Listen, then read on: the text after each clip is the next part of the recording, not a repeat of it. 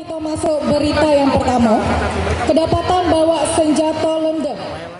Setelah melewati 3 tahap audisi presenter 2019, mendapatkan 22 finalis masuk ke Grand Final di Atrium Opi Mall Palembang. Dari 22 finalis, pada Grand Final akan mendapatkan pemenangnya.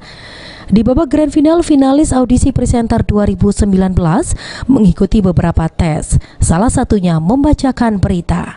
Selain pemilihan pemenang audisi presenter PAL TV 2019, di acara ini digelar dengan tujuan merayakan hari jadi PAL TV yang ke-14 tahun pada 9 September dan dihadiri juga oleh Direktur Utama Sumex Group.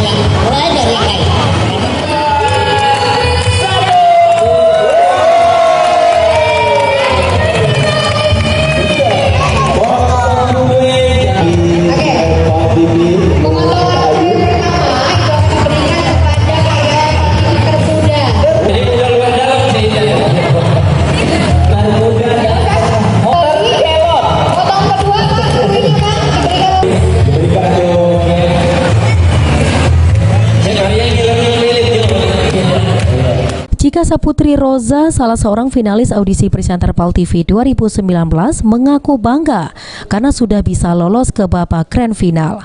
Dalam kesempatan ini, ia berjanji akan memberikan kemampuannya untuk bisa memenangkan menjadi juara presenter PAL TV 2019. Kebanggaannya semakin lengkap karena Grand Final diadakan dengan perayaan Hari Jadi PAL TV ke-14 tahun.